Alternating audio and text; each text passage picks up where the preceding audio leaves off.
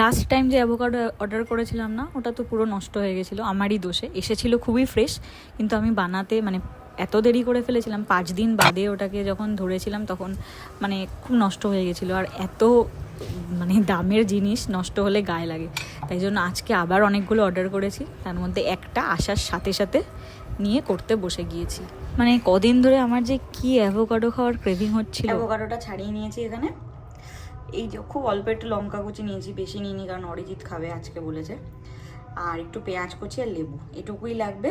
এর সাথে আমি দেবো একটু রেগুলার সল্ট, একটু বিট নুন আর গোলমরিচ, ব্যাস।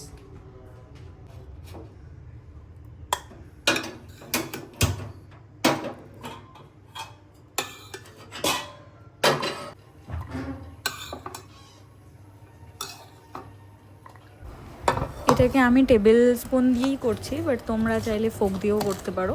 কাঁটা চামচ দিয়ে করলে হয়তো সুবিধা হতো, বাট আমার হাতের কাছে এইটাই ছিল, তো আমি এটা দিয়েই করে নিয়েছি। একদম ভালো করে এটাকে স্ম্যাশ করে নিয়েছি, আর ওপরে একটু লেবু চিপে দিয়েছি। সামান্য নুন, সামান্য বিট নুন, আর এখানে একটু গোলমরিচ দিয়ে দিয়েছি। গোলমরিচটা আমি একটু বেশি দিয়েছি, আমার একটু ঝাল ঝাল পছন্দ। লঙ্কার ঝালটা যেহেতু কম, তোমরা তোমাদের মতো দেবে। ব্যাস, এই তো ভালো করে মিক্স করে নাও, রেডি। মানে এটা এত চটপটা, মানে আমার তো খুব ভালো লাগে খেতে।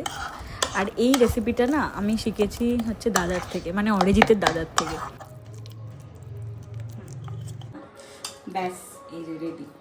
এবার এইটা হচ্ছে আমি আর অরিজিৎ শুধুই খাবো, বাট এটা যদি কেউ চাও, মানে ইউজুয়ালি এটা খাওয়া হয় ব্রেড টোস্টের সাথে। ব্রেড টোস্ট করে নেবে ভালো করে, তার উপরে এটাকে স্যান্ডউইচ স্প্রেড যেরকম করে দাও, ওটা মাখিয়ে খাবে, খুবই ভালো লাগে।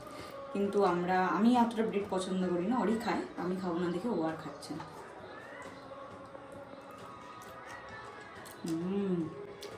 আমার তো খুব ভালো লাগে।